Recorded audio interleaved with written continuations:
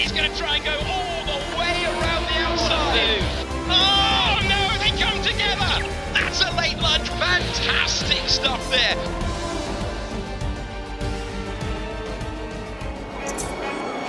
It's lights out for a new season of the Virtual Grand Prix, and Marcus Armstrong with a good reaction time. Will Anthony Davidson challenge him for the lead? Arthur Leclerc hanging on to P3. It's going to be the inside line. Is it going to be first position? Arthur Leclerc takes the lead. Arthur Leclerc gets another penalty. Enzo Fittipaldi doesn't need to take this risk, and he's still keeping his foot to the floor, side by side for the race lead.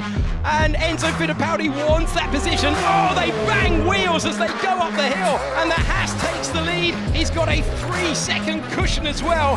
Enzo Fittipaldi comes out of the final corner, sees the checkered flag first, and wins the opening Virtual Grand Prix of the year. The Fittipaldi name back on top in Formula One. What a way to kick off the 2021 Virtual Grand Prix season that was. Lovely to see that brotherly love between race winner Enzo Fittipaldi and his brother Pietro as well. If you missed it, don't worry, we've got a whole evening tonight of celeb-filled racing to tickle your taste buds. I'm Tom Deacon, here at the Gfinity Arena, joined by the all-round brilliant Natalie Pinkham. I've gone with brilliant. It said Oracle there, but I didn't want to use Oracle just yet. Too early. Why not? Why not? Because I have to prove it. Yeah, exactly. Right, and I don't want to put you under pressure because this is a fun evening of some sim racing. I intend to raise my game Okay. to earn that Oracle status by the end. Yeah, find out. Stay tuned whether Oracle will be passed on to Natalie. Well, listen, Natalie, we're back 7 days on. Yes. Such a good start to the Virtual Grand Prix. There was brilliant. So much fun, and knowing that $100,000 is the prize pool. Every team that competes is going to win money for their chosen charity. And we were treated to some very entertaining racing. A lot of penalties, though. There were a lot of penalties, weren't there? In fact, I think we lost count. But here we are, moving on to our home race, the British Grand Prix, fast and furious, the quickest combination of corners on the calendar. I cannot wait. Yeah, and can it be another return of form for Enzo Fittipaldi? He did so well to win the first one of 2021. Has he got it in the locker to maybe do it again? I mean, he looked surprised, didn't he? But yeah, that famous name up there on the top step of the podium once again. It was great to see. And as you say, the person most pleased for him, his brother. Oh, indeed. Well, listen, last week our drivers faced Austria's Red Bull Ring. This time, as Natalie said, we're going a little bit closer to home as we head to the home of British motor racing, Silverstone. And if recent Grand Prix are anything to go by, we're in for a treat. Welcome along to Silverstone. We are set for a great race. And the British Grand Prix is underway with a good reaction to Verstappen. Alexander Albon has sent Mousson off into the gravel. Someone's had a very, very big crash. Oh, guys, I'm so sorry. Dangerous driving, oh my God. Ooh. Yeah, that was sketchy. What's happened to Valtteri Bottas? Puncture for a lift. You go. They're all struggling now with tyre wear. It's the race leader. It's Lewis Hamilton, who's had the same failure. Can we win this? You can get on with it. Oh my goodness me. Have you ever seen the end of a Grand Prix like this? It's Lewis Hamilton who takes the race. You've done it, you've done it. That was close. What a dramatic end to a British Grand Prix here at Silverstone. Such an incredible, iconic circuit there. And I don't want to brag early doors, but I've been round on a coach, 15 mile an hour. We couldn't go any faster. It really was epic. The turns, it was lights out. It really felt that way at 15 miles an hour. But Natalie, You went for it. I've got a video somewhere on Insta. Listen, Natalie, when we look at this, there are like so many amazing moments that you could pick out for Silverstone. But for you, what does it mean, that circuit? Well, obviously, I grew up round the corner from it, so it's my earliest memory of Formula One. But as you say, there's some iconic moments through the years. But I know we're going to have a look at some recent ones now. And Max Verstappen overtaking Sebastian Vettel in 2019 for the last place on the podium. And then, as you will remember, Vettel rear-ended the Red Bull driver under braking. Yeah, not something you would expect to see from a four-time world champion, it has to be said. And it cost Max that third place. He clung on to 5th. Vettel had to pit for a new front wing and limped home in 16th. Yeah. So disappointing to see, yes, and a surprise, you'd have to say as well. Yeah, and obviously we've picked out 3 brilliant moments to talk through with you guys at home. And this one, just that breaking point then, it was a real shock. You didn't expect something like that from Vettel. And today's drivers who are going to compete in the Virtual Grand Prix need to remember, just don't hit an opponent at any point. Absolutely. And look, what else? What else do you notice? Fans! Oh. Fans in the stands. God, it's so sad, isn't it? It feels like a distant memory, that, for sure. Oh, and the next one, I mean, there's some enduring images from 2020. I would have to say my number 1 is Romain Grosjean emerging from the flames in Bahrain. But this is a close second. Lewis Hamilton, astonishing performance. He hung on to the lead and the win with 3 wheels.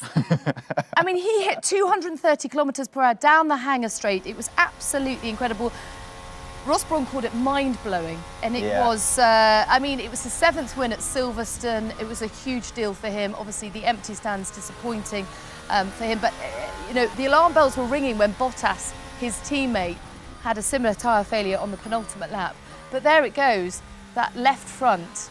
Oh, I mean, and somehow, he guides it home. it was incredible to watch that, and a driver that looks after his tyres. And that one, just three gets him across the line there. And then our 3rd moment from Silverstone. Yes, so Max Verstappen winning at the 70th Grand Prix, coasting to victory, and you will hear a cheeky little message from him on the team radio. GP, did you hydrate during the race? You must have some sweaty hands as well, so don't forget to sanitize. So he has the time there to talk about sanitising his hands and hydrating. Now, what you might not know about that victory is it was all because of a strategic masterstroke, because he was the only driver to start on the hard compound in the top 10. And actually, he took a place. He went from P4 to P3 up by the first turn. And the person behind that decision, a woman, Hannah Schmitz.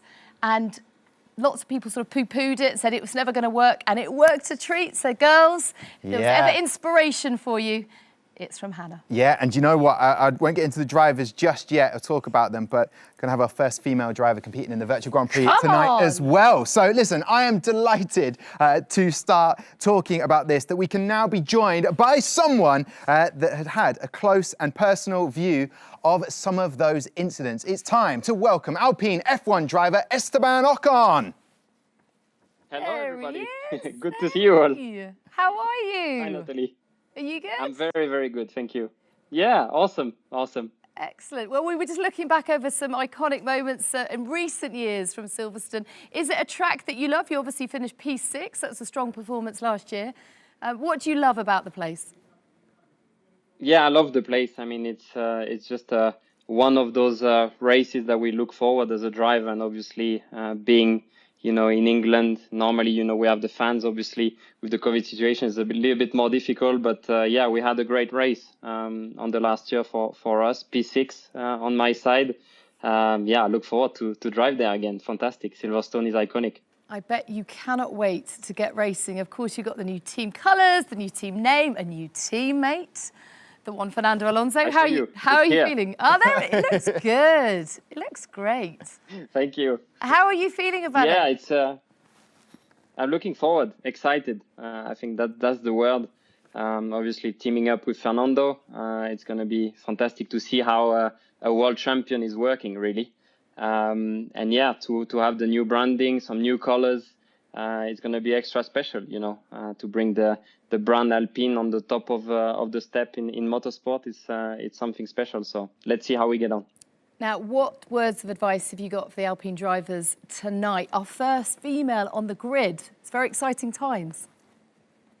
It is very exciting times. Of course, I'll be following closely because I'm coaching Squeezy, who's you know, driving for us, for Alpine. I don't have my setup here, so I can't really race, but I will be involved, trying to give as much feedback as I can, strategy-wise and all that. So I'll be helping. Oh, that's perfect. That was actually my next question, Esteban. Do you have your setup? So actually, you've answered that question. But as long as you can help your fellow teammates out this evening in some way, and you're big friends with Squeezy. You're a big fan of his work. Yeah, I'm a big fan of his work. I mean, in France, you know, Squeezie is very well known for what he does on YouTube. He does a lot of gaming as well. And to be honest, I was very surprised. We had a little training session earlier today, and you know, he has a good pace. He will, I think, surprise a few people around there. So yeah, looking forward to the race, see what we can do. But we'll be following closely the pro race to see where we start. A little birdie tells me you might actually be Squeezie's engineer for the race. Is that true? Yeah, that is true. I'll be the voice in his headphone. Yeah. I like it. Very calming influence, I have to say. Yeah. Nothing really kind of ruffles his feathers. He's a cool dude. You're very calm. Well, listen, Esteban, so good to chat to you ahead of the Virtual Grand Prix tonight. Enjoy the rest of your evening, and no pressure on your shoulders to be the race engineer tonight. Thank you. Yeah, not my job, but I will try my best. Bonjour. There we go. Brilliant to chat to Esteban. And that's really nice, being the race engineer, hasn't got his setup, can't compete, but helping a fellow compatriot out there, Squeezy. Imagine how weird that's going to be for Squeezy to have Esteban in his ear, telling him what to do in the race. I think there's more pressure on Squeezy than there is on Esteban. And of course, we've got Tia Mousson, who is our first female Virtual Grand Prix driver tonight. But let's just remind you guys at home of the format. It is, of course, a 3-event championship competing to raise money for the designated charity of each of the teams. And there's also, if you didn't see 7 days ago in the first Virtual Grand Prix, there's a new sprint race with the eSports Pro drivers getting everything set for the grid for the feature race. So it'd be great to see some of them. They are incredible to watch, so do not miss that. And for the actual feature race, you'll get 50% of the race. And just to remind you, there are no assists for the pros, but for everyone taking part in the feature race, they'll have full assists allowed. I think that's fair enough, isn't it? Fair enough. Yeah. Yes, you'd have to. I love this format, by the way. I think it's brilliant how the pros qualify for their teammates. Yeah, I can hear a few celebrations actually in the arena already, people getting ready for this. So in moments away. Other people in here? No. Yeah, far away, do not worry. Listen, let's have a look at the driver lineups, because there has been a few changes from the previous Virtual Grand Prix, which I'm very excited about, I have to say. The return of Thibaut Courtois got the DHL fastest lap. Can we just have a moment? That is seriously impressive, isn't it, for a footballer to get the fastest lap here up against all these guys? Yeah, and also I feel like his rig, his setup is pretty... Not his body. No. We're talking about the setup. Yes. What Just timber on him. What timber on that 6-foot man. More than that, Simon Weigang joining Alfa Romeo. He was competing in the F1 Esports Pro Series. Let's see what he can do with new team colours. There's also a Challenger Series. That's where they will set themselves up to come and become a pro driver, with Benz, Szabo, Cognier joining that Alpine team. And there you go. Tia Mousson, racing content creator. A year she's been sim racing, and actually her sim races that she does, just encouraging more women drivers out there to go and join. So it's great to have her on board. 100%. What a great trailblazer. And let that just show any girl out there looking and thinking about this that it's absolutely achievable. There she is. Good luck to Tia. With a brilliant setup. And also, just a kind of an FYI, just a reminder for Tonio, no more disqualifications, please. I know, Liuzzi, I couldn't believe that. You know, we've waited a long time to see him again, and then he goes and gets disqualified. But as you say, it was littered with penalties last time out. Let's just be a bit cleaner this time, shall we? Indeed. No, not as many penalties. But then again, it's Thibaut Courtois, so he should be all right. Listen, if Luca Antonio needed any words of encouragement for tonight's race, then they'll be happy to know that they have a special viewer cheering them on, making his F1 debut in March. Here's a quick message from AlphaTauri's Yuki Tsunoda. Hi, I'm Yuki Tsunoda, driving for Scooter AlphaTauri this year. I'm so excited to driving in real track, but for tonight, I'm gonna watch the Virtual Grand Prix. Good luck for Luca and Antonio. Ciao. Look at that, ciao. Great guy. By the way, this is a really exciting prospect for Formula One. They call him the tyre whisperer because he manages them so well. He got Rookie of the Year last year. Really exciting prospect, and luckily for me, a great talker, so he's brilliant in interviews. Yeah, and exciting to have him racing. If you're a tyre whisperer, does that mean that he doesn't look an aggressive driver? Just by that, I'm just... Yeah, no, you're right. You don't want to be, do you? And he's absolutely tiny. Oh, perfect. Well, I'm looking forward to having Yuki on board for the F1 season. Let's have a look at part 2 of the driver lineup, and the Ferrari Driver Academy team. Very excitingly, have the new signing Brendan Lee join. David Tanitza is out, our F1 Esports Pro Series former champion. So Amos Arito, he joined 2019 and competed. He's also part of their team manager. They'll be looking after Callum Ilott tonight, hopefully getting a good grid position for the Ferrari team. And then further along in the Haas team, Floris Vyers joins again.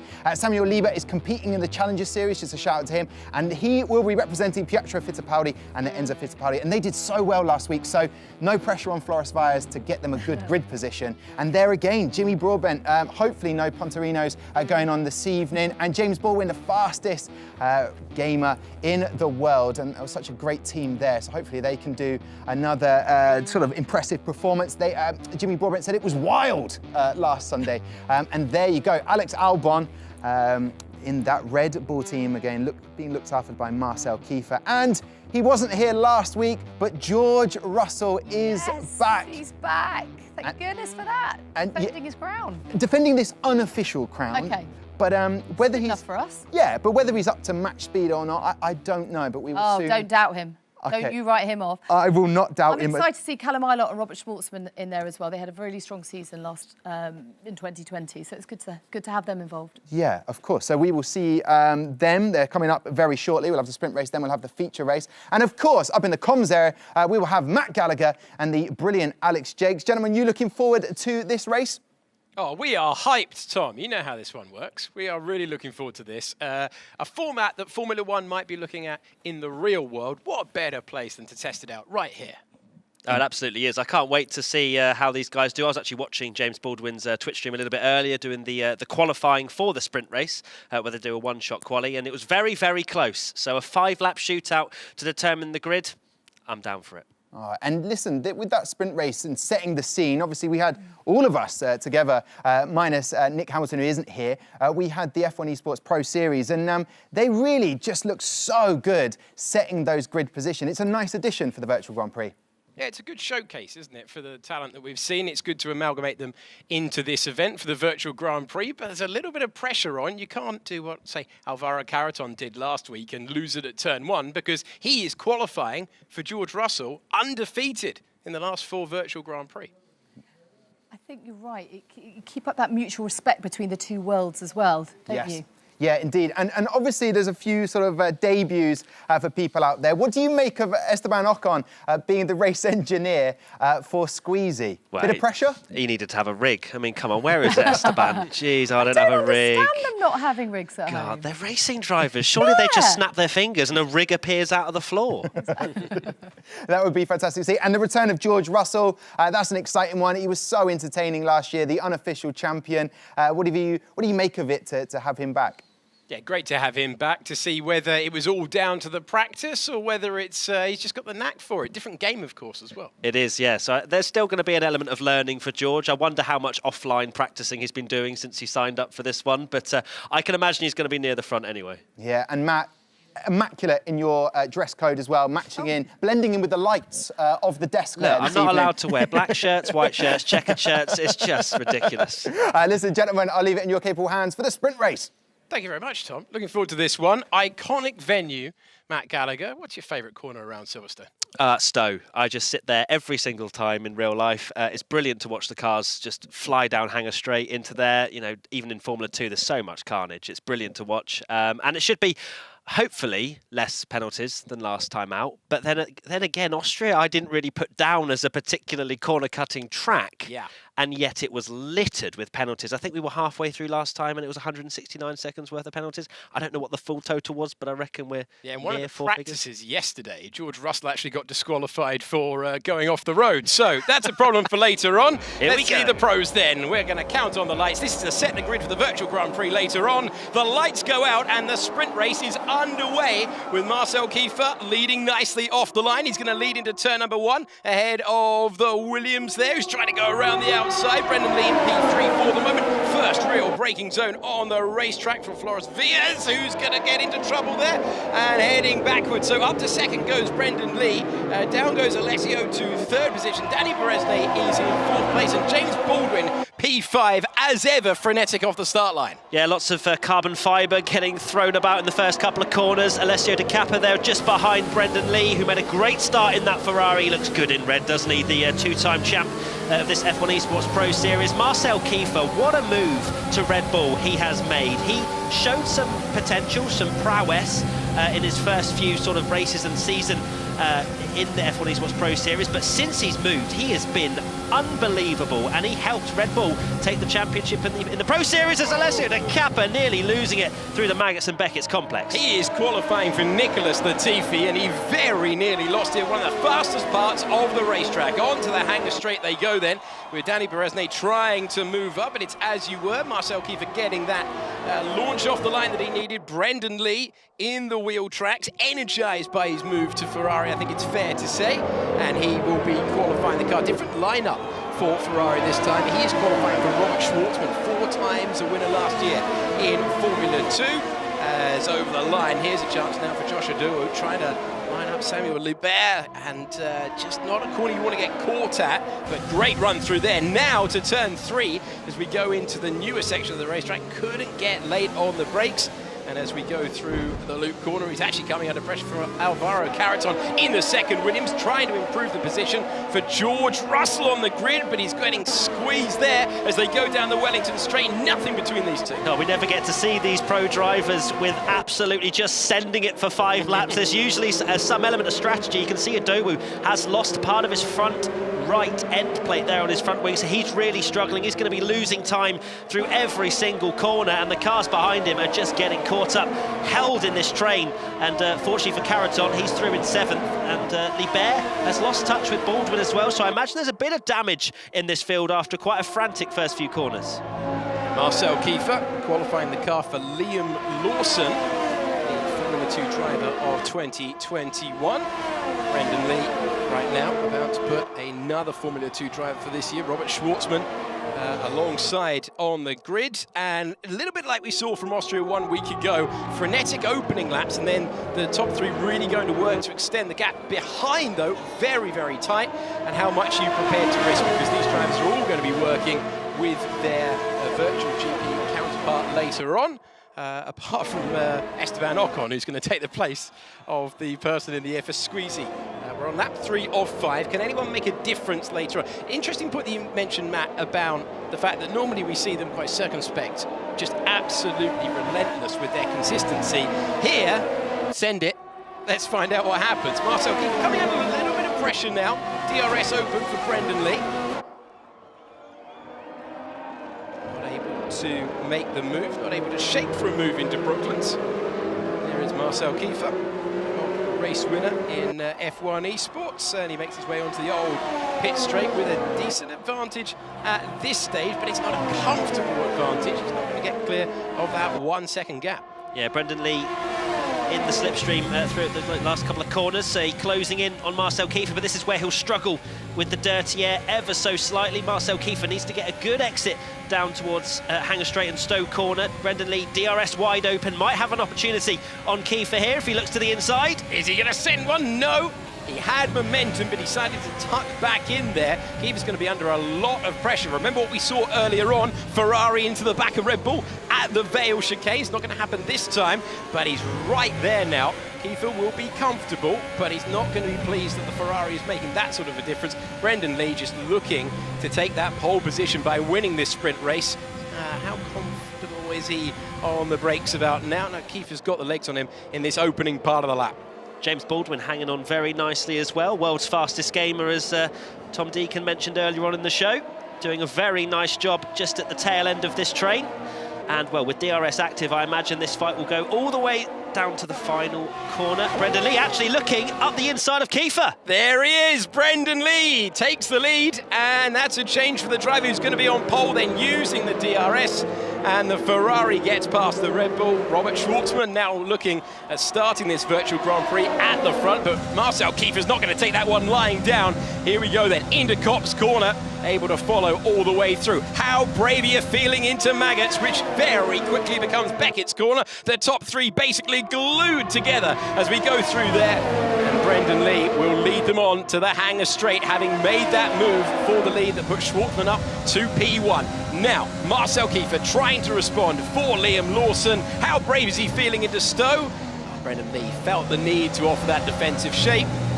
but in the end he's held onto it. We're about to go on to the final lap of the sprint. It's a game of chicken. Do you want to lead going into the final lap or not? I think Marcel Kiefer decided, you know what, okay, Brendan, if you want to fly up the inside, you can lead into the last lap, my friend, and then I can have the use of the DRS. You can see on his steering wheel as well, he's got more than enough battery to attack Brendan Lee. That little bar just underneath where it says overtake, he's got around 40%, more than enough to mount a charge to the Ferrari driver ahead. Are you ready for a late twist? Yes. Because we're going to get two of them. Which one of these drivers is going to get ahead? Also, Brendan Lee, I'm being told, a little bit of an error on the old script. He is qualifying the car for Callum Ilott. Oh, so it's going to be Callum Ilott, the runner-up in the Formula 2 Championship last year, who is going to have his car qualified. And look at the discrepancy that we've got. We've got one Ferrari down in 12th, the other, Freddie Rasmussen, out of sorts, you have to say, 13th, not what you'd expect from him. And Marcel Kiefer doesn't appear to have an answer at this stage. He's going to have a big response. Brendan Lee has got a good advantage right now. Magnussen Beckett's is crucial for Marcel Kiefer to mount a charge. We want to see it at around 0.3 of a second between Brendan Lee and Marcel Kiefer. If there's going to be any move down towards Stowe, it's still hovering in the 0.3, now 0.4. Marcel Kiefer maybe a little bit too far back. Oh, here's the opportunity then for Marcel Kiefer, trying to take victory away, trying to steal away this pole position for later on in the Virtual Grand Prix. Will he send one at the end? He's shaping for the move, trying to frighten Brendan Lee off the road. But Brendan Lee is a two-time champion. He's not going to be scared by those tactics. And he puts his driver on pole position by winning the sprint race to beat Marcel Kiefer. And Brendan Lee got the move done. He's put Ferrari on pole. Alessio De Cappa's had a nightmare last lap down to P12, and Danny Beresnay, the final spot on, I guess, the podium, but it's qualifying really for the feature race, isn't it? But Beresnay in P3 as well, lovely little result for him. And there's Marcel Kiefer, who, well, maybe a little bit disappointed, and Amos Lorito absolutely loving life. This is what we want to see. Yeah, late substitute in, and really enjoyed it. But Brendan Lee did the job there. Excellent stuff from him. There's Danny Beresnay, who, well, I feel sorry for any brake pedal that comes his way, because he uses the most pressure. If you've never seen him race, Danny Beresnay loves to slam on the brake pedal. But good little frantic action there for that 5-lap race. Yeah, he's put Thibaut Courtois up into P3. So now the esports drivers, they've done their job. It's over to our competitors in the Virtual Grand Prix. Thank you very much to Matt Gallagher and Alex Jakes up there in the commentary box. It was that was fast and furious. I was going to say, you can barely draw breath. And Matt even mentioned Alessio De Capua, who's doing very well. He's top of the Challenger Series, and might actually see him get a pro contract at some point. Dropping down the order, but congratulations again. Brendan Lee showing why he's a two-time world champ, putting Ferrari on pole and in second position. So that's great for Callum Ilott, who he represents. But on the other side, Marcel Kiefer doing a brilliant job for Alex Albon. Alex will be chuffed to bits with that, starting P2, won't he? And George Russell, what, down in P6? Yeah, Alvaro Carreton, I believe, representing him. So therefore, we'll get the confirmation in just a second of the race order for the feature race. But as we see a couple of the replays, it was a bad start for Floris Vyers, just coming in to one of these turns just up here. And actually, that is not good for last week's winner, Enzo Fittipaldi, because he is going to be starting bottom of the grid. But it was neck and neck between Brendan and Marcel, and finally Brendan got the overtake. Fantastic, isn't it? I feel like Brendan's had a real boost of confidence with that move of teams. Red's his colour. I've said it before. Red is his colour. Brendan Italy has obviously made that move, and you're welcome. No, you're not happy with that. Well, listen, you're on, you know, you might be the oracle by the end of the evening, you might not. But, I've got to laugh at your jokes to be an oracle. No, I'm not saying that. I'm just saying, you know, your knowledge is it's going to be a long night. Yeah. There'll be no more jokes now. That is it. It's all serious from now on, guys.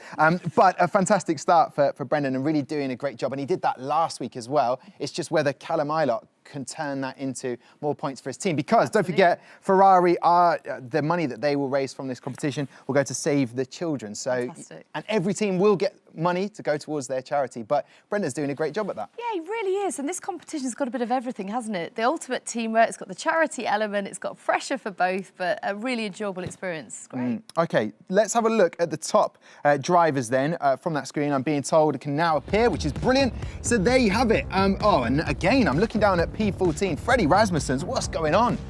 with Rasmussen for the Red Bull representing Liam Lawson. But there, top order, Brendan Lee, Marcel Kiefer, Danny Beresny for the Alfa Romeo team. He is looking after Thibaut Courtois, DHL fastest lap last week, so he'll be in P3. James Baldwin doing a brilliant job. Surprising he didn't get a real-life racing job for this year coming up, but we'll leave that discussion to another point. But Jimmy Broadbent will be looking after him starting at P4. So actually, your man there, George Russell, who people have been waiting to see back again, P5. And I believe he was talking to Alvaro saying just anywhere P10 I'm happy with, up there. He just didn't want any mistakes. He said anything in the top 10 would do. So he's obviously backing himself. Do not be silly. But that is the battle we do want to see. Alex Albon and George Russell. Last year was so good to watch him on their live streams that they were doing. And actually, I believe he's with us right now, the one and only Williams driver, Mr. George Russell. Are you there? I'm there. Can you see me? Yes, you are there, aren't you? How are you? Welcome along back to the Virtual Grand Prix. Are you looking forward to retaining your crown? I'm going to do my best, but no, actually really excited. I forgot how much fun this was. Obviously, put a bit of practice in over the last few days. Forgot how difficult it is and how good these pro drivers are, but ready to commence battle. Okay. Well, Alvaro Carreton didn't let you down, did he? P5 for you. He's immensely talented. Did you hope for a bit more? Were you hoping for a front row start? Well, I was hoping for a pole position, but, you know, it's not easy, this sports game. So he did a great job from P9. So it's down to me to try and do the business now, I guess. Yeah, it is now the time for the business, 50% of this race. However, you did mention that you've been putting in some practice, George, and I didn't know whether to bring it up, but are you going to be exceeding the track limits? Because you did get disqualified, didn't you? Yeah, I did a bit of practice with Alex yesterday. That was my first real test session, and I got 40 seconds worth of penalties and disqualified. So I'll be a bit upset and disappointed with myself if I repeat that same mistake. Never say never, but I think we should be gold. I never had you down as the reckless type, George. Tell us a bit about the charity that you're looking to raise money for. So we're supporting the Spinal Injuries Association, which has supported the team's charity, since Frank's accident back in 1986. So doing it for a great cause. Yeah, definitely. And what Natalie and I were saying, charities need it more than ever right now during this pandemic. And you're going to be stepping up and hopefully doing a great job. But has Alex Albon got a target on his back, George? Well, I think he does. He's obviously starting ahead of me. So game on, we're going to race fair because, you know, this is for charity. So no silly games. But if I see an opportunity, we're going for it. Okay. And just how excited are you for the start of the real season? It's not long now. Yeah, absolutely. No, it's been a bit of a while. We needed a bit of a rest because the end of last season was so intense, but really excited and fingers crossed we can have a season as planned. Okay, now, did you happen to catch any of the action last week? Because Enzo Fittipaldi won it. Are you looking forward to going wheel-to-wheel with him, maybe? I mean, he's starting at the back of the grid, so that might not happen. Well, I hope that's not happening if he's at the back and we're at the front end. But no, I saw the highlights. It seemed like a pretty tough battle between him and Charles, his younger brother. So, I mean, it's fun, isn't it? This esports stuff. So I'm sure if I'm not battling with him, we'll be battling with someone. Okay, well, listen, George, get yourself hydrated and ready for this race. Sanitize those hands. We've got the water ready. Oh, a whole pint thereof. Well done, see it off. We'll catch up with George in a bit. So there you go, Natty. It's very exciting. There is that bit of rivalry in a fun way. I did want to ask, actually, because I did see another video of Alex Albon putting his cat in the rig to maybe drive. Listen, if you don't follow Albon Pets on Instagram, then you're missing out. They've got a whole...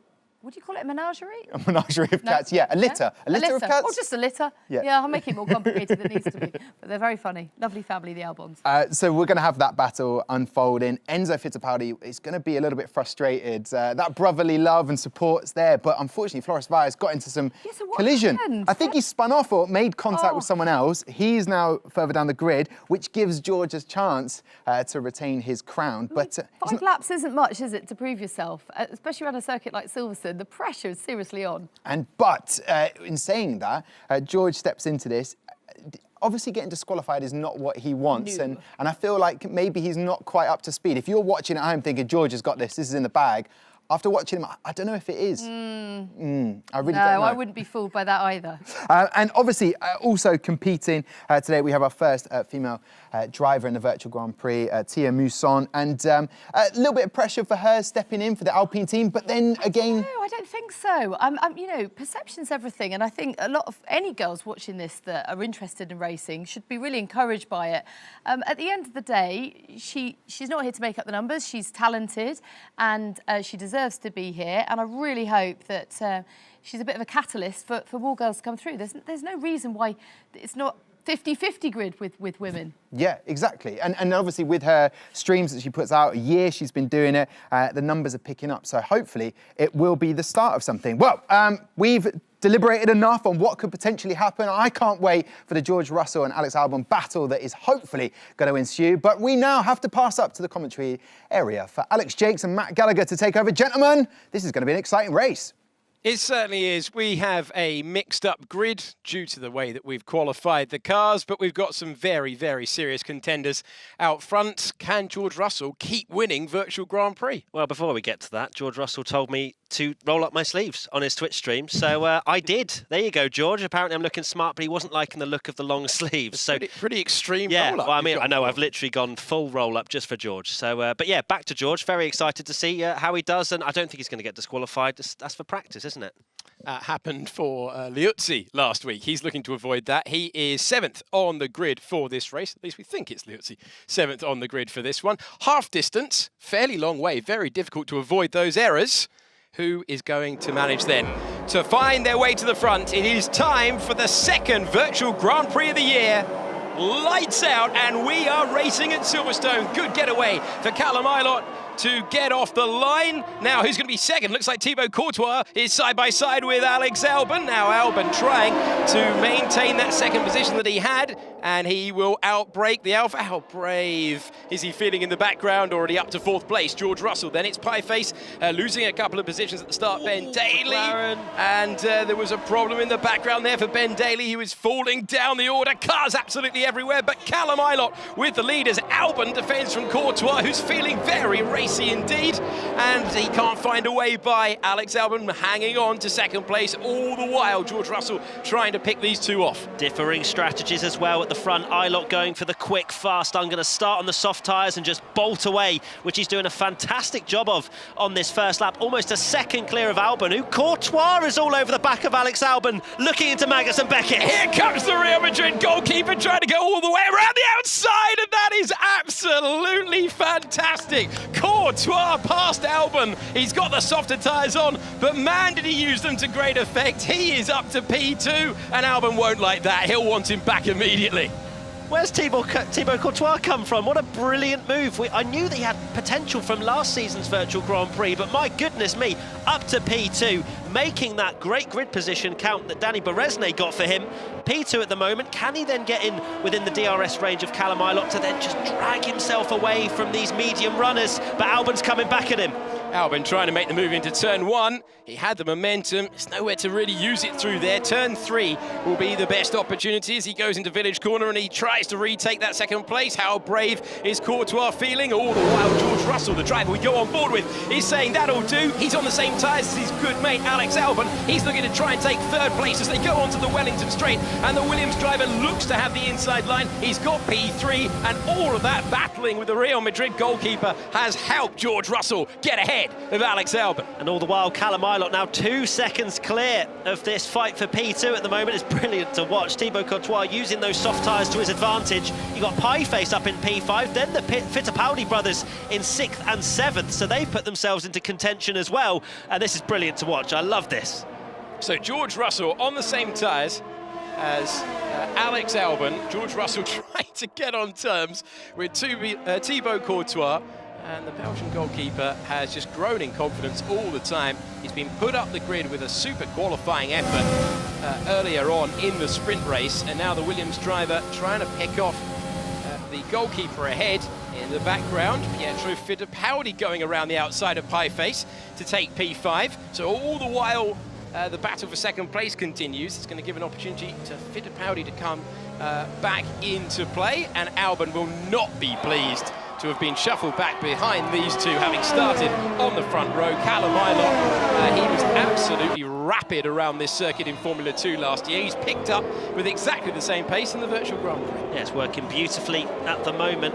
With all this battling, Callum can just settle into this race. He will be pitting earlier than the likes of George Russell and Alex Albon, I would imagine, on those mediums, going longer than they have the fastest stint at the end of the race. Here's George Russell going to get past Courtois up the inside. Now, here we go. George Russell trying to take the position into Brooklands corner.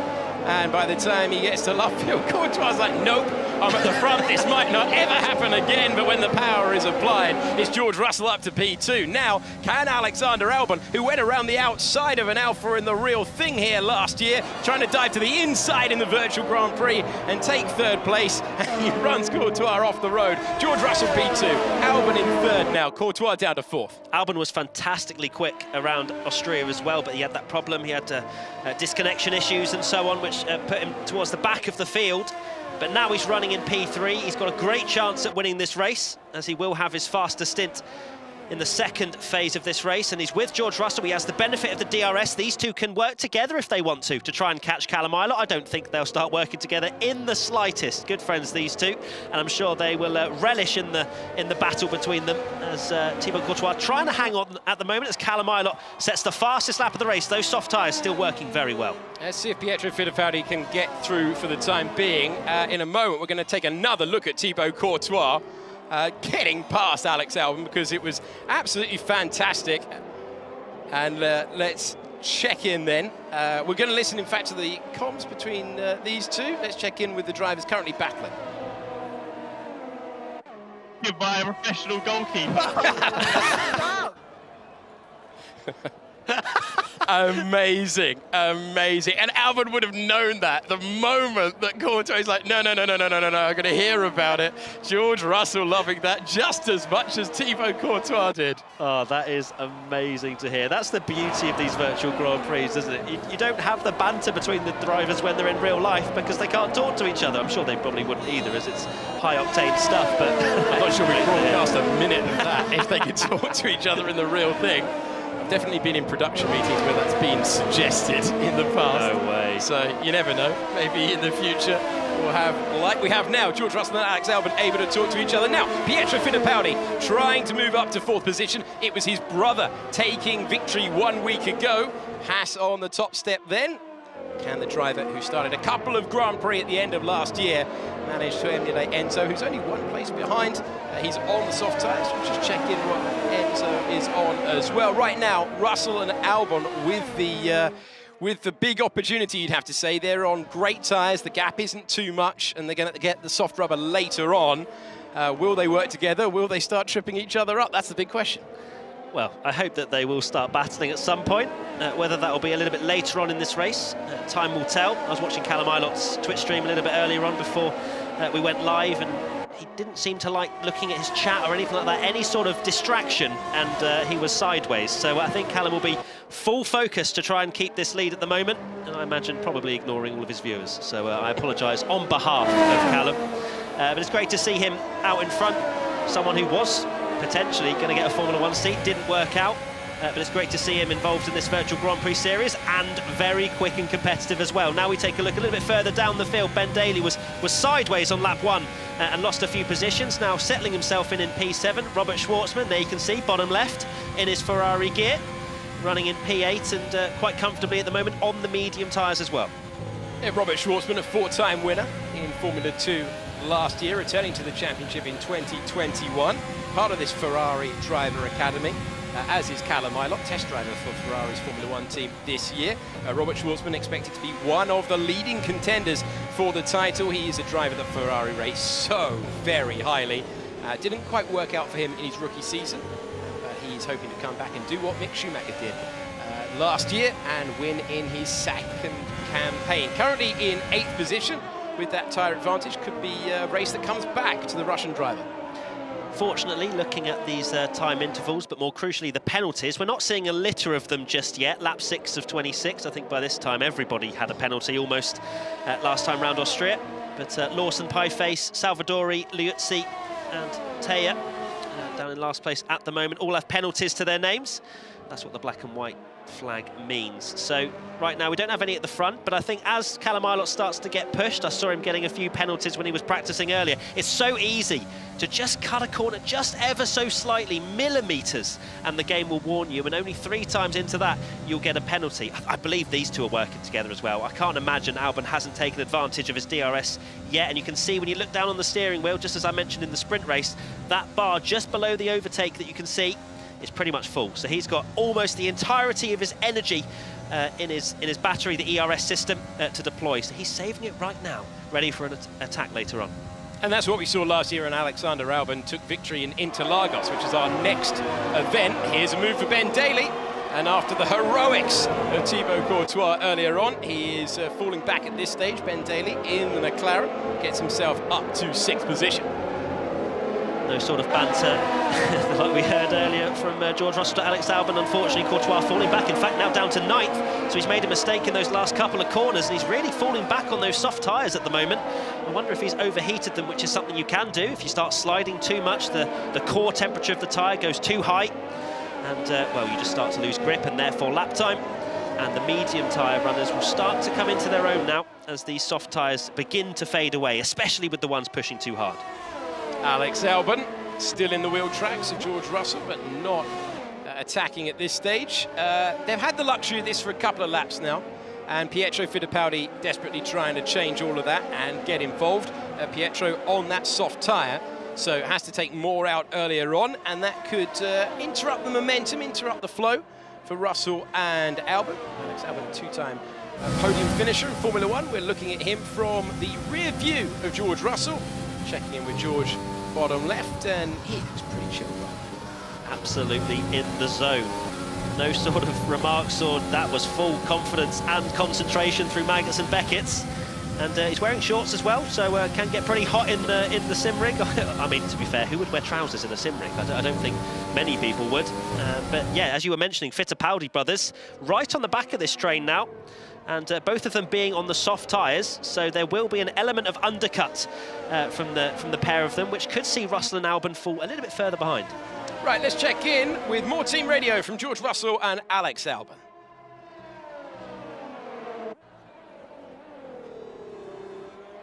You could also work together with your ERS, like let each other maybe pass sometimes. That sounds way too complicated. Yeah. I don't think I have George's pace in these days. I love it. All the while we were hearing from those two, getting rid of those tactics and saying no to those tactics. We saw a dive bomb move from Fittipaldi. Didn't come off, but you've got to applaud him for trying. Further back, Robert Schwartzman trying to get past, and now getting past Ben Daly, late on the brakes. Maybe too late on the brakes. Oh, and they're banging wheels in the middle of Luffield as the Ferrari gets ahead and stays ahead. Unfortunately, Ben Daly gets muscled out a little bit there by the Ferrari driver, but he's in the slipstream at the moment. But on those wearing soft tyres, Ben wasn't particularly happy with the driving standards from last time out. I remember watching his point of view from it, and he was not a happy bunny with everybody just pretty much wheel banging in the first couple of laps. I think he got a bit of damage as well. But you just got to get your elbows out in these Virtual Grand Prix. They can't get damage. What am I talking about? It's no damage. So I don't know what he was complaining about. But either way, you need to get your elbows out, Ben Daly, and otherwise the likes of Robert Schwartzman will take advantage. There's a move in the background there for Nicholas Latifi, moving up past Thibaut Courtois. He's improved up to 9th place. Fittipaldi pits as well. Yes. Pietro so was pushing there and was trying to make the move. Couldn't make the move, and he's come in to get rid of his soft tyres, as has Thibaut Courtois, who has inflicted a little bit of pain on Alex Albon at the start of the race. Probably George Russell's favourite bit of the entire race, even if he ends up winning it. All the while, if you're wondering where Callum Ilott is, he is checked out, but he is on the softer tyre, and past goes Liam Lawson. And as I was just saying, elbows not out. Happy with elbows out. That was full-blown send it into a rear diffuser from Liam Lawson there, and I think Ben Daly will be wagging his finger saying that was not on. So Liam Lawson now ahead. Trying to chase down Robert Schwartzman. That's the look of a man who's gone, whoops, I've just sent a car off the road. Yeah. Normally we can't check in when they do this in the real thing, but he definitely knew what he'd done from that expression, didn't and he? Then drove off. He's gaining another position, and Ben Daly we'll check in with what he thinks about all of that later on. Down in 7th at the moment, Nicholas Latifi in 8th, then it's Pieface. You can see Schwartzman and Lawson with those penalties. As we count down, we should be able to tell you how many penalties they've got. It's not like we saw in Austria. It's not a ridiculous amount. Alex Albon very close this time around to the back of George Russell. And not able to make the move. Coming into the pits there was Enzo Fittipaldi to get rid of his soft tyres in the Haas. Last week's winner, I should say, in 4th place. Let's check in with Thibaut Courtois, one of the stars of the race.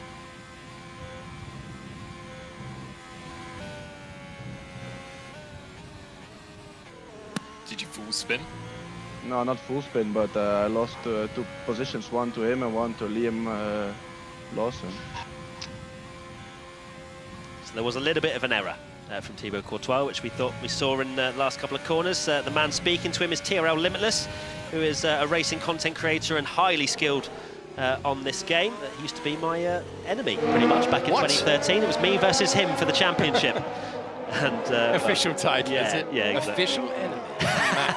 Not an enemy, he's a great lad and an integral part of the Veloce team that manage Alfa Romeo and so on. So yeah, there's some serious team engineers out there, even for the likes of Thibaut Courtois, who's not having the greatest of races. They'll do everything they can to try and get up the field, because there's $100,000 at stake for the charities of all the teams, which is a brilliant cause. As we can see once again, I don't think, unless Alex Albon may be looking. Albon was thinking about, there he is, Alex Albon up to 2nd place, and George Russell, who for so long has been ahead, makes his way by, and now it's Albon's turn to lead these two, as Callum Ilott, our race leader, comes into the pits to get rid of those soft tyres. We join him on board as he slows down and completes his pit stop. And he will go on to the mediums after a perfect opening stint of the race. A very nice stint from Callum. You can see him there. I think he's based in the same place as Robert Schwartzman by the looks of that background. And yeah, well, fantastic first stint from Callum. It was getting to an interesting phase there where Russell and Albon were just slowly eking out his advantage with those soft tyres falling away from the Ferrari driver. Now it's interesting to see where he comes out in all of this. It looks like he's got a bit of clean air. With Liuzzi ahead. Let's take a listen in on Albon and Russell and any more banter from the two.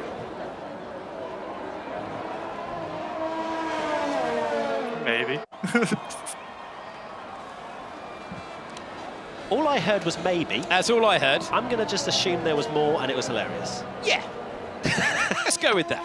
Why not? Fantastic insight from production. Thank you so much for that.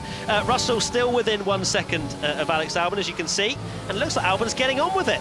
Alex. Yeah, absolutely. He's decided to check out. I'm hearing in my ear that it was a question from George Russell if he had any warnings about track limits. And Albon's response was, maybe. Well, that's perfect. So this collusion, this working together, this teamwork, looks like it's built on pretty fragile foundations. And we always ask, do you want to be ahead, do you want to be behind? I think the tactics might crumble as we get into the latter stages of this one. Callum Ilott out in clear air, relatively clear air. He's got 3 seconds until he gets up to the back of Antonio Liuzzi. And there's the count for the penalties at the moment. You can see 3 seconds for Robert Schwartzman, for Liam Lawson, for Lucas Salvadori, and for Antonio Liuzzi, as Lucas Salvadori gets past Ben Daly, and Callum Ilott immaculate so far, the leading driver to have made his stop, as Antonio Liuzzi gets past as well. Fastest lap of the race belongs to last week's winner, Enzo Fittipaldi. Now you can see the penalties on the screen, and we can also see Ben Daly falling down the order, so I feel like I didn't see he was in the pits, so that might have been an error from Ben Daly. If not, he was in the pits, but not too many. 3, 6, 9, 12, 15, 21 seconds. And I'm pretty sure at this point there was 169 in Austria, so either they've turned down the corner cutting warnings or everyone's being a lot better. But I'd actually heard Callum Ilott saying he'd be happy with 6 seconds worth of penalties. Right now he has none. So he knows how on the limit you have to be around here, as we watch Liam Lawson following Robert Schwartzman. And, well, this is the interesting part, at least for Albon and Russell now. They're on the mediums, they're out in front. They need to work together in terms of, well, maybe I think Albon's pushing a little bit harder now, so Russell can be towed along with the DRS. As Callum Ilott is now caught Liuzzi, and this is an important time because he may start to lose a bit in the midfield. Liam Lawson deciding not to continue, and he goes early to get onto the soft tyre. Worth mentioning as well, there is clearly a brake limit where the drivers have an assist where the car will slow down rather than actually slowing down. 'Cause all assists are available, so that one is kind of a bit more time gained if you have that one turned on. Yeah, absolutely. It looked like he hit an invisible wall there when he came into the pits. But that's important in the battle with Robert Schwartzman. Albon still leading George Russell. Very similar to what we saw from Alex Albon and Charles Leclerc. Battling in Brazil, working together to pull the gap. And then in the final stages, getting it sorted out there. Penalties played a part that day. Wonder if that will happen again. Checking in with Tony Liuzzi, who's having a much better Sunday than he did 1 week ago, when he was disqualified for too many penalties, and the former Formula One driver, right now, P6. Yeah, much better. It was... Alex Albon with the penalty. So Callum Ilott... The maybe turns to yes. Yeah, was talking about being happy with 6 seconds, 3 seconds then. 3 seconds for Alex Albon. So advantage George Russell, you have to say, in that battle. As we check in with Teo. He's right now in the Alpine entry, 16th position, having made the stop. And great to have her in the field as we tick beyond half distance. And Alex Albon, having got that penalty, now back to the pits. So advantage George Russell in this battle of that duo. Onto the soft tyres on lap 14. That is a long way to go. So clearly, with that 3 second time penalty, Albon has to go aggressive now to try and eke that advantage over Russell, over a second, so that George doesn't get the DRS advantage, the tow as well. So Albon's gone extremely aggressive. Here's Callum Ilott. How close are they going to be as he comes past the pit exit? There is Albon. So Ilott quite comfortably ahead, but Alex Albon should have a lot more pace at this stage. So I wouldn't be surprised if Alex gets onto the rear diffuser of Callum, but then towards the end, that's where Alex will start to fall away.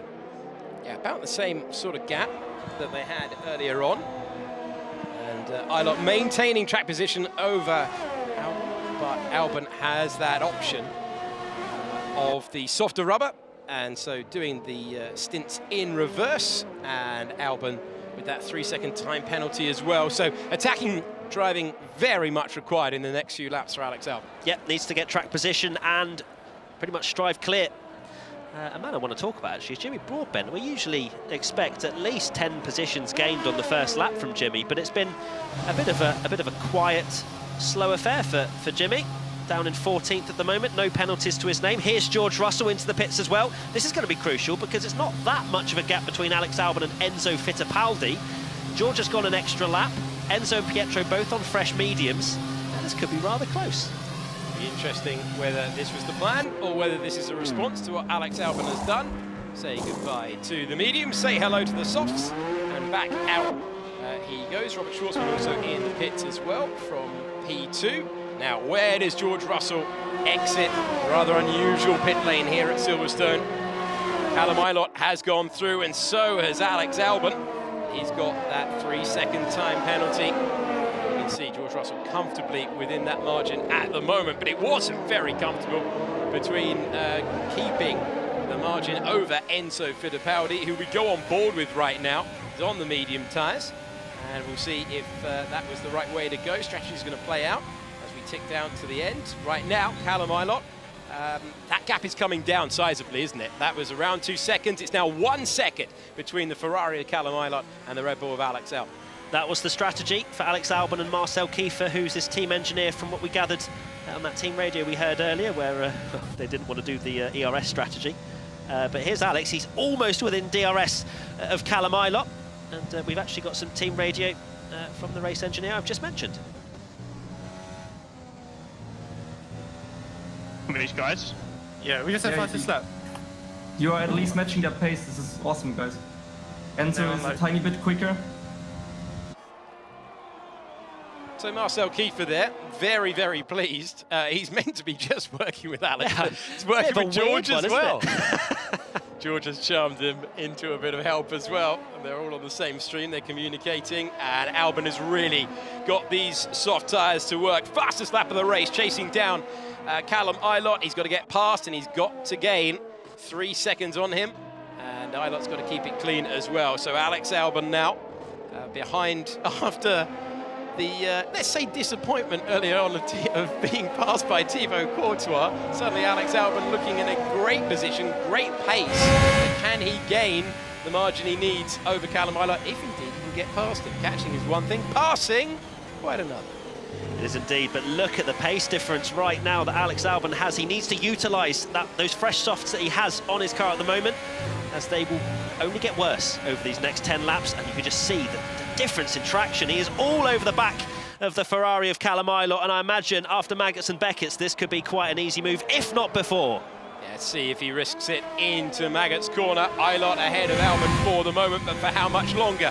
How long can Callum Ilott keep Alex Albon behind? Because right now George Russell's looking in a good position to win this one as well. He will be able to push on those tyres. He came in a lap later, and with the DRS, Albon getting close but not able to get by, and Ilott with some defensive driving right now, getting past the Alpine, as there's a 3-second time penalty for pie face there. Ilott, Albon and Russell, the top three at the moment, with everyone at the front having made their stops.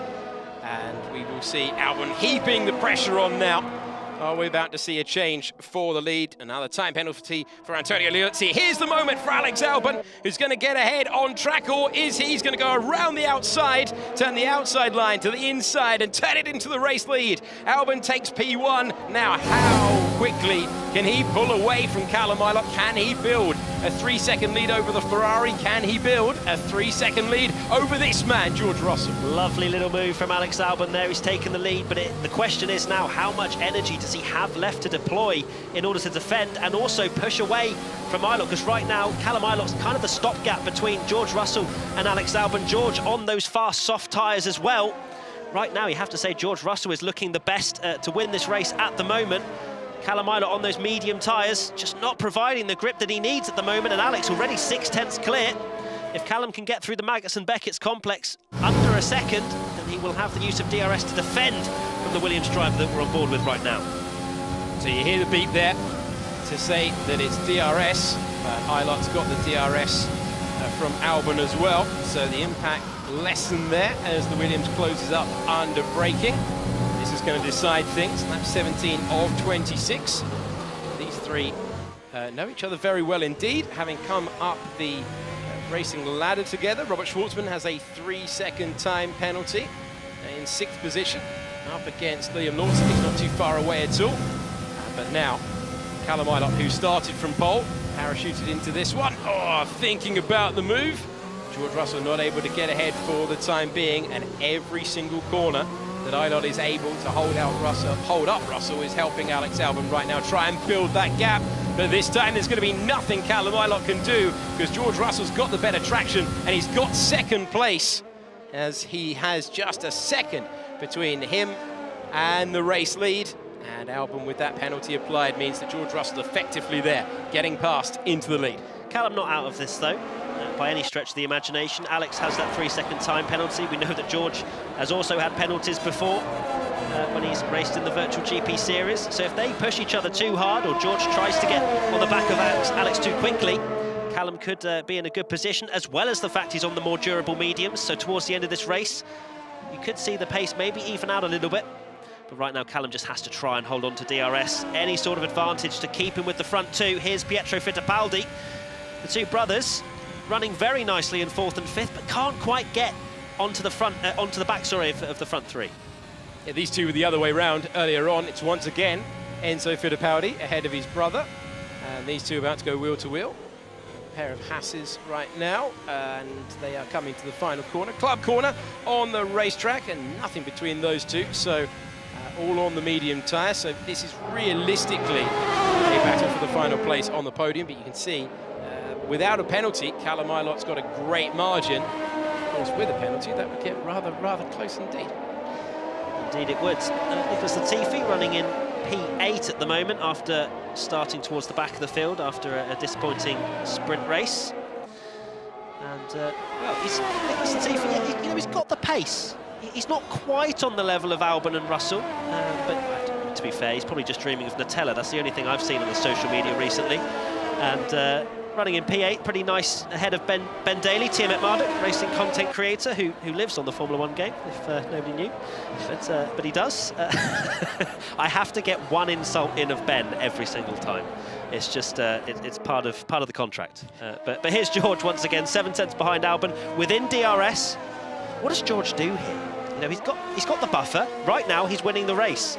But I feel like he's going to want to send one just so he can send Alex another cheeky little message over Discord or whatever they're using to talk. Yeah, I wonder how much they're talking at the moment to each other. As it's time to check in with the Alpine entry of Squeezy. There he is, bottom left. And running at the back at the moment, but difficult to get up to speed with this game. And practice time always important.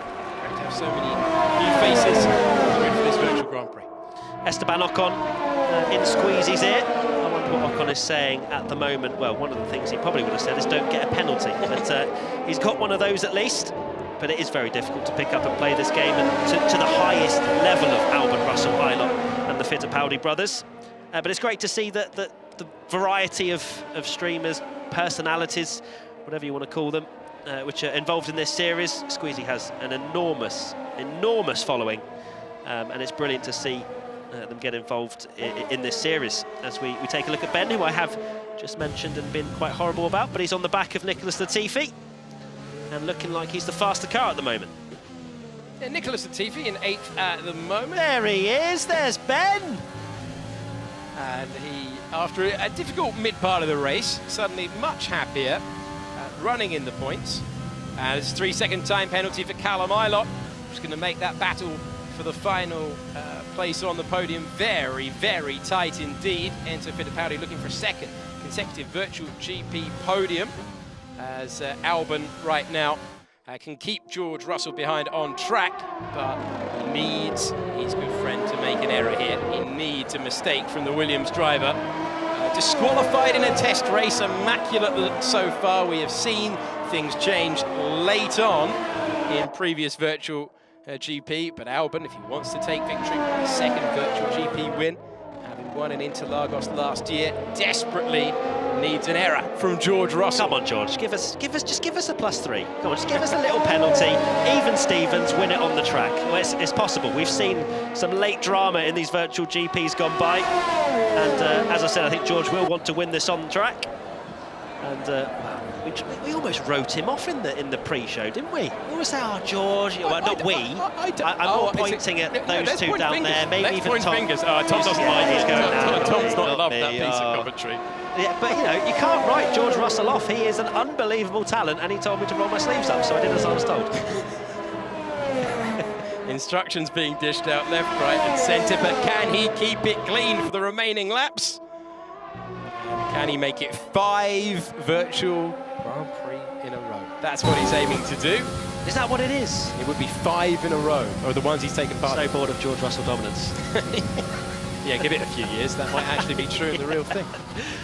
Alex Albon, all he can do right now is just pick his braking points, thread the Red Bull round this fantastic circuit of 5.8 kilometres, 3.6 miles, and hope for an error from George Russell when we ride on board.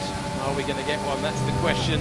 Balancing the need to stay within 3 seconds. Right now he looks comfortable, but Charles Leclerc looked comfortable, didn't he? In Barcelona last year, still made the error, still gifted the victory to George Russell. And from that point on, just the George Russell show. And he's picked up where he left off. It really has. Great to have him back, though. He was sorely missed last time out. There's Jimmy Broadbent, the shed dweller. No Punterino. It doesn't seem like there's been many Punterinos, unless, well, I don't think he's had a particularly fun Grand Prix in terms of pace-wise. But he's just recently announced that he's going to be racing in real life this year, actually. It's 2021, isn't it? So he's going to be taking to the track in real life, which is probably quite scary for some people. But Jimmy is a talent. He's shown that he can race real-life cars, and I'm really excited to see his adventure when he starts in a few months. Yeah, good luck to him. That is going to be really interesting to see someone famous for making their name in the sim world and making that step forward. Famous for Punterinos as well. Yeah, I think he might have to cut that out. That'll be very expensive. George Russell just sitting in the wheel tracks. Wonder if he's letting Alex know what he thinks of his driving right now. He's had a long time to assess the back of that Red Bull. Callum Ilott, as things stand, just about staying ahead. And he will 2 seconds away from this one. Now, if they went too early on the soft tyres, it would be showing up around now. Back to Pieface, who is behind his teammate. And running in 12th position at the moment. There he is on the controller, which is big respect from me, being a fellow controller player. He's coming into the pits again. I think he's going to try and pop in some fastest laps here. He's clapping. He's got some serious hype. Love the T-shirt. Not sure where he got that from, but brilliant stuff. I had to say it. Subtle, mate. Brilliant T-shirt. But yeah, it's great to see Pieface. I love how he's the only person, I think, apart from Squeezy, that is known as Pieface23 rather than his real name. But it's great to have Jack, who's a massive football streamer. He does lots of late-night streams, opening packs and all sorts of stuff, and loves a rage as well, so I can relate to that. And he's pretty handy on the pad as well. And it's not easy, the controller, to be at least up there with the very best. It's a very difficult skill to master. Yeah, looking for that fastest lap. His teammate had it last week, Thibaut Courtois. And the other Alpha trying to claim it today. Now, George Russell, will he be able to leave the temptation of a move around the outside? Callum Ilott will know the pair that he's got in front of him. You know what, let's go. Give us a battle, give us a chance here. With that 3-second penalty he's got as well. Pietro Fittipaldi got back ahead of his brother and is trying to get within 3 seconds of Callum Ilott. Not too far away, that one's not done yet, but we're ticking down now. We're on lap 24 of 26. Another very entertaining virtual GP, but who's going to come out on top? Russell, if he keeps it clean, is going to take the victory here. As we check in with a Formula 1 driver who drove 4 teams in the championship, down in 13th place, Tony Liuzzi. I'm just glad that he's in the race still. Austria clearly wasn't one to work with his driving style or whatever happened, not sure, just loads of penalties, but this time Liuzzi running very strongly in 13th place. George Russell looked very close to Albon a couple of corners ago, now flying through what was the old turn 1. And it looks like he's sizing up a move, Alex. I feel like he's playing with his food a little bit. Will he be able to get past? Remember, doesn't need this. Doesn't need the hassle. Oh, he does though, doesn't he? Well, I think when he's your best Oh, player look how close he is! He's going to go through, and George Russell takes the lead. He gets ahead of Alex Albon, and the Williams driver leads just before he goes on to the penultimate lap of the race. It's like he switched on nitrous then. The exit he got off that corner was beautiful. Enzo Fittipaldi's got back ahead of his brother. So on to the penultimate lap we go. And the Fittipaldi brothers are fighting right now. Alex Albon didn't appear to have anything in response there. And the driver who's got the penalty looks like he's going to settle for second place unless he can really come back. He needs that error from the man ahead. And it's looking good for George Russell at his home track.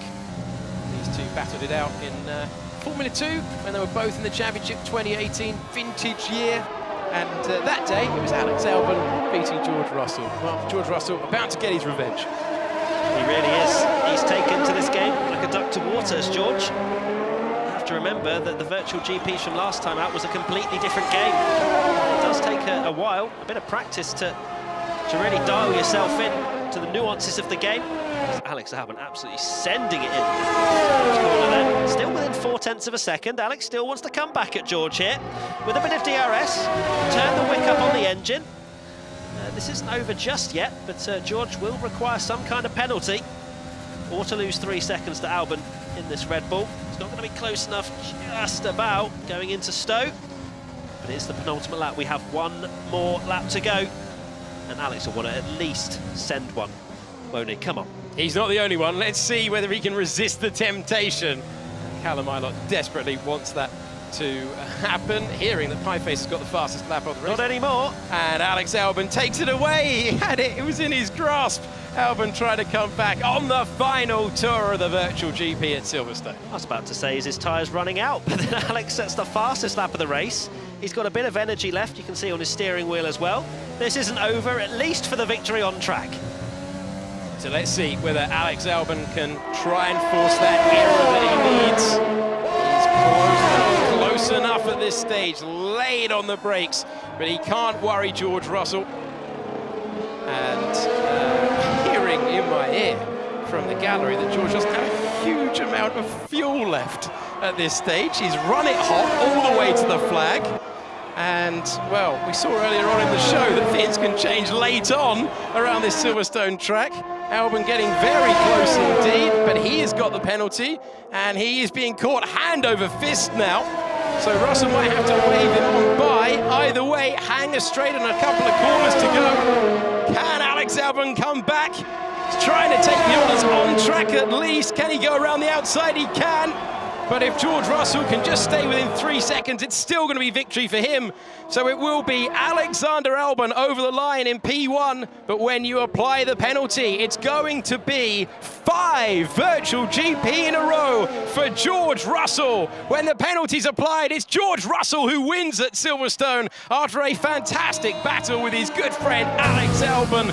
And George Russell in a virtual Grand Prix, it always seems to end in victory. There he is with his pint of water. Celebrate, my friend. That was a great drive. No penalties. It's well, when you get no penalties in the Virtual Grand Prix, you're sitting pretty, aren't you? And it was a measured drive. Maybe just went a little bit too hard on the energy and the fuel. There's Alex Albon and his leg, mainly his leg. And that was a great, great battle, Alex. You are live. And there's Callum Ilott. Looks pretty happy with third. He was saying he didn't want 6 seconds of penalties. He got 3. And he's pretty happy with that. I think Pietro got his brother right at the end as well for P4.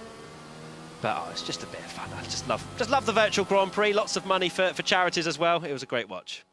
It certainly was. Fantastic stuff there. Once again, George Russell has done the job and he's won the Virtual Grand Prix. Congratulations to George Russell, 5 times now. And I just want something to be, you know, I need to get off my chest. At no point did I say George Russell wasn't going to potentially win. I just said, no, I said you did. He just wasn't looking sharp going into this. Hindsight's a wonderful thing, isn't it? Hindsight is a wonderful thing, and you learn a lot from it. But listen, what a great race. Sentiments from Matt exactly there, that, you know, it's for fun, it's for charity. But there's that competitive element. They're not taking it, you know, they take it seriously. Absolutely, that doesn't go anywhere. You know, these are professional racers and they want to see that checkered flag first. And it's interesting, isn't it? Because he didn't quite do it on track, but obviously inherited that win. He'd have liked to have got him in the last lap or so, but it was Alex that did it. Hey, but I tell you what, a quick shout out to Thibaut Courtois. Taking Alex, a bit of a shock. It was a little bit. Albon, wasn't it? There was that moment where done by a pro goalkeeper on the comms. But also, you know, shout out to Enzo Fittipaldi. He started in P16 and worked his way up. And I know, as Alex and Matt said, he got hit by his brother just at the end. But fantastic for him and the charity that Haas are representing, which is the Grand Prix Trust. But it was just end-to-end stuff and the tyre management and the tactics going into it. And Thibaut Courtois did drop back, and his teammate, Pieface, is actually using a controller. So if you're unaware, the drivers that are competing tonight will be in a rig. They will have their own wheel. But Pieface is there with his controller, a PlayStation, Xbox, whatever it is. So how hard is that? Well, apparently for Silverstone, it is so difficult. So actually, wherever he finished, and we will confirm that in a second, he's done a remarkable job and was actually coming in to pit, get fresh tyres and maybe get the fastest lap. But good on him. It was just end-to-end. Alex Albon and George Russell, we missed that a little bit last week, that kind of rivalry. And I can't wait to hear the comms afterwards from those guys for all that went on behind the scenes, what they were saying to one another. I mean, they look relaxed, but as you say, you know, bragging rights at stake here. And there's not much racing going on in the real world, so this is as good as it gets for them, and it's important for them to keep up that winning mentality, that winning feeling. And at the end, we saw a lot of Alex Albon leg. You know, if you're offended by a lot of leg there, do apologise. But Callum Ilott doing a great job there. Fantastic, and you could see how much it meant to him. You know, he put in a great performance to take third place on the podium. And Robert Schwartzman doing a great job for the Ferrari Driver Academy. And it was highlighted, Jimmy Broadbent announced that he is obviously going to be racing in real life this year, but not the race he would have wanted. But you could see every time during the race that it just pop up in the bottom screen, you saw the drivers and what, no one was sort of, there was laughs, but we didn't get to see that because they are fully focused on trying to get the best job. But let's get the confirmation. Yes. And see where everyone finished at the end of that. And although George, I wonder if the bragging rights, he didn't finish first, you know, on track, but because of that penalty for Alex Albon, dropping him down to second. We'll find out as we chat to George in a second. But good on George for having a clean race after all the penalties he picked up earlier on. Yeah, I encourage him, if anything. Part of the reason why you wrote him off, yeah. I wrote him off just to inspire him. Right. Sometimes you need to be a tough manager. Pietro Fittipaldi down in 4th, 5th. Enzo Fittipaldi, Liam Lawson doing a great job for the Red Bull team. And Nicholas Latifi down in 7th, getting as many points possible for Williams as well. And down at the bottom there, 14th, Pieface, as I mentioned just a moment ago, doing a great job. And there, 15th, Thierry Mousson, and Squeezy in 16th. So not the best race for the Alpine team, but Tonio Liuzzi didn't get disqualified, so congratulations on him. So you saw the checkered flag. That is an achievement in itself, isn't it? But yeah, much cleaner race that you'd have to say up and down the grid today. Far fewer penalties. Far fewer penalties. Here is Alex Albon. We're seeing him now talking to the adjudication, I'm sure, but he has been awarded the DHL fastest lap. So congratulations to him. Obviously, Thibaut Courtois won that last week. And it's exciting stuff, and hopefully we'll get to chat to George Russell and see what that means to him. But anything else did you take from that race? I'm quite intrigued by the talking that was going on between George and Marcel Kiefer. How does that work? I am not entirely sure, because it should be Alvaro Carreton chatting to George. But listen, these guys will take any bits of advice from the pros that are out there. And Marcel Kiefer, we watched this season. He has been so dominant for the Red Bull team alongside Freddie Rasmussen. So if you're going to learn anything, and actually Marcel Kiefer doing some brilliant streams out there explaining how to become a better sim racer out there. So because there is a difference. There's a big difference. And they're always going to learn from the guys that are putting 8 hours in on the sim every day. Yeah, and also I chatted to a good guy, George Morgan, today, talking about those challenger drivers and that opportunity that we saw in the sprint race today to give your team the best start they could possibly get. The likes of Josh Idawu, who's doing a brilliant job today. But I want to talk to the main man who did the business for Williams today, Mr. George Russell. I wonder if he's wearing a crown at the moment. He's alongside Alvaro Carreton. Alvaro, great to have you on board. Let's chat to George first. George, you're looking very regal in that chair. Yeah, mixed feelings, to be honest. I mean, obviously I wanted to win it fair and square, but Alex just did me at the end. But no, I think it was, as I said, a win-win for the GR Albono duo. So we'll take it. We'll take it. Yeah, it was kind of cat and mouse with you and Alex. I believe I heard on the comms at one point you said, no, I won't overtake you. I'll just stay back here. And that was a bit of a lie, because you did eventually overtake him. But he nipped you at the end. Has he been in your ear to say, I did you in that race? Well, no, because obviously I won it outright, so so he didn't have much to stand on. But no, we didn't really know how it would play out. We were the only two starting on the different strategy, so we sort of had to work together to pull clear of the others. So that was quite nice being able to talk to him. George obviously had Marcel in my ear as well, which Red Bull probably won't be too happy with him. But we noticed that. There we go. Alvaro, just tell us about the format, how much you're enjoying it, and how good it is to be a mentor to someone like George. Yeah, it's amazing. It's a dream came true, you know, being able to talk with these amazing guys. Yeah, it's a shame that our race is quite short, but then we have so much enjoyment watching these guys playing the game. Yeah, you did so well with the F1 Esports Pro Series in 2020, and looking forward to getting you back for later on in this year for the 2021 season. But how weird was it to give George advice going into this race? Well, obviously he should give me advice in a real Formula 1 car, but obviously the game is a bit different. And we need to tell them the tricks and how to be a bit faster, you know, manage the ERS and these kind of things, the strategy. But then, yeah, the work was, he did the job, he won the race, so credit to him. Yeah, of course.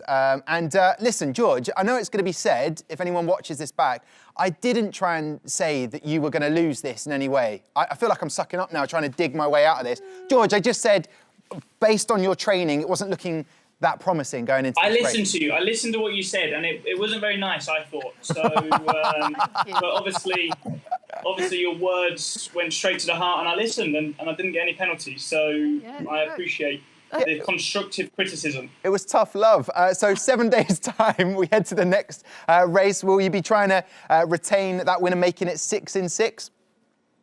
Yeah, absolutely. So looking forward to it. Obviously, Alvaro did the job to get the car in a good position, so wouldn't have been able to do it without his fast lap. So counting on him to do the job again next week and ultimately just have some fun. George, I know I ask you this all the time, but how useful are these races in the off-season for you? I've got to say, this new Formula 1 game is a massive step up compared to the last year's game. You know, obviously, we all got really into it last year, but a lot of us weren't overly happy with the game. Now F1 have really stepped up this game. It is really good. It's much more realistic, and it just keeps you sharp. You know, you've still got to remember those sort of key values of being consistent, not making mistakes, hitting your braking points, your apexes, and what have you. And they're the same core values from karting to racing to Formula 1. So they're really useful, and above all, it's just enjoyable. So that's what it's all about at the end of the day. Well, you enjoy that win, George. I'm glad the tough love came across. Alvaro, well done. No, I am going to take credit on this one. I'm going to take credit for it. Alvaro, gracias. We will chat to you next week. All the best, gentlemen. And there you go. Williams doing a great job getting that win. I think a little bit tough love. I'm taking it. You can have Oracle. I'll take the win for George. I tell you what, I don't think it is going to be long until George is doing this in the real world. It's great to see him winning. Let's see it on track in the 2021 Formula 1 season as well. So there you go. I mean, I might be hoping for a bit much, but it will happen soon, I'm sure. Interesting enough, when we did the Virtual Grand Prix last year, he was only a couple of fractions off from competing alongside the pro guys. Yep. So epic stuff there. So 2 done, 2 down. Let's look at the team standings, where we stand in this 3-race championship. So Haas at the top of the table, top of the standings with 57 points. Just to remind you, $100,000 prize pool. All of the teams will be winning their charities money, which is fantastic. Haas obviously trying to get as much money as they can for the Grand Prix Trust. Otherwise known as Team Fittipaldi. Exactly, yeah. Team Fittipaldi, the brothers there. And for Williams, you have got the Spinal Injury Association, and obviously in 7 days' time, we'll tell you about the other charities. Well, that's it, Natalie. 7 days' time, we'll be back for another Virtual Grand Prix. I thank you very much for all of the action. And I will call you Oracle on this. And a massive thank you very much to Matt Gallagher and Alex Jakes up in the commentary box doing a brilliant job. Well, thank you very much for watching this evening. We'll be back in 7 days' time. Congratulations again to Mr. George Russell. See you soon. What a bold move to start the season. And he's going to try and go all the way around the outside. Oh, no, they come together. That's a late lunge. Fantastic stuff there.